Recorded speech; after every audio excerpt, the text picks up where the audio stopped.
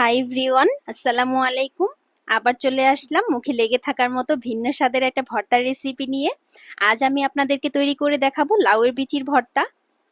আমি নিশ্চিত করে বলতে পারি এই ভর্তা একবার খেলে আর কখনোই লাউয়ের বিচি ফেলে দিবেন না। ভর্তা তৈরির জন্য আমি এখানে নিয়েছি আস্ত একটা রসুন, 3টা পেঁয়াজ এবং 5টা শুকনা মরিচ। ঝাল কেউ বেশি খেলে আপনি মরিচটা বাড়িয়ে বা কমিয়ে নিতে পারেন, ঝাল কম বেশির উপর নির্ভর করবে মরিচের পরিমাণ। দেখুন এখানে আমি লাউয়ের বিচি, আস্ত একটা লাউয়ের বিচি ছাড়িয়ে নিয়েছি। কড়াইয়ে সামান্য তেল দিয়ে আমি লাউয়ের বিচিটা ভেজে নিব। লাউয়ের বিচিটা দিয়ে দিয়েছি। এই পর্যায়ে খেয়াল রাখতে হবে যেন চুলার আঁচটা লো হিটে থাকে। চুলার আঁচটা হাই হিটে রাখলে পুড়ে যাবে।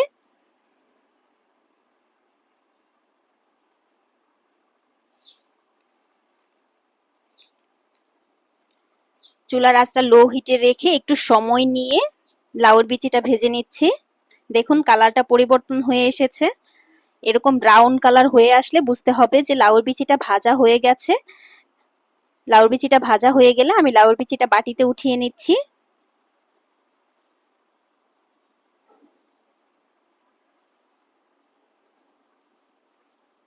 এবার কড়াইতে সামান্য তেল দিয়ে আমি মরিচটাও ভেজে নিব।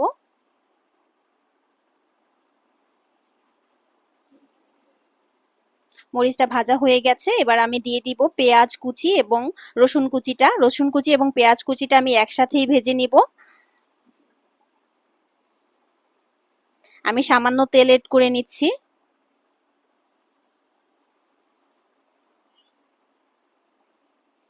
লাউয়ের বিচির মতো পেঁয়াজ কুচিটা এবং রসুন কুচিটাও একটু সময় নিয়ে চুলার আঁচটা লো হিটে রেখে ভেজে নিতে হবে। ব্রাউন কালার হয়ে আসলে উঠিয়ে নিতে হবে।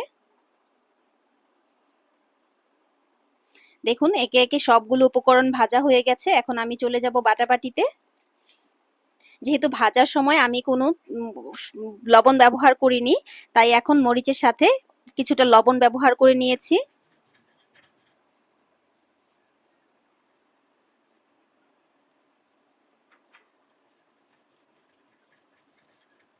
একে একে আমি সবগুলো উপকরণ বেটে নিব। প্রথমে লাউয়ের বিচিটা বেটে নিচ্ছি।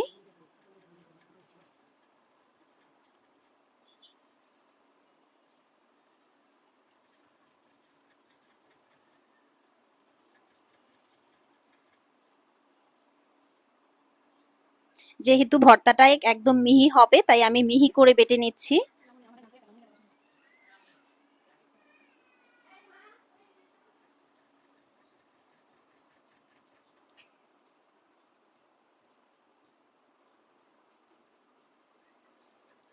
লাউয়ের বিচিটা বাটা হয়ে গেলে আমি পেঁয়াজ এবং রসুন ভাজাটাও বেটে নিব।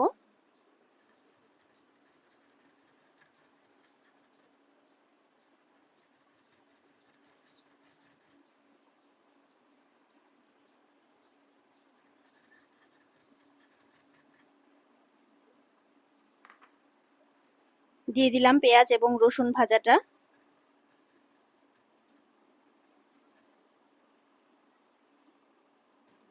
ভেজে রাখা রসুন এবং পেঁয়াজ বাটা হয়ে গেলে দেখুন মিহি একটা ভর্তা তৈরি হয়ে গেছে।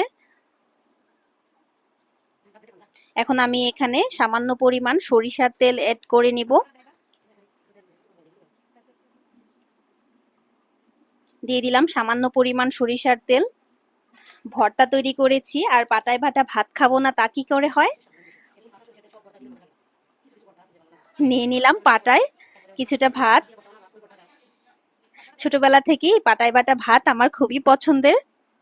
মা খালারা যখনই এই পাটায় বাটা ভাত করতেন ভাগে এক দুগাল পেতাম।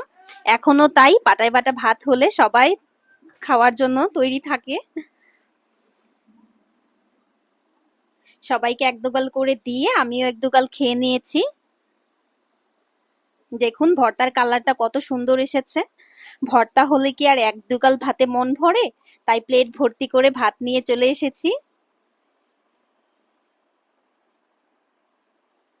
কি যে অসাধারণ এই ভর্তার স্বাদ। ভর্তার স্বাদটা খুবই ভালো, না বানিয়ে খেলে বুঝতে পারবেন না। অবশ্যই ট্রাই করে দেখবেন। কথা দিচ্ছি একবার খেলে কখনোই আর লাউয়ের বিচি ফেলে দেবেন না, বারবার বানিয়ে খাবেন। সবাই ভালো থাকেন। আল্লাহ হাফেজ।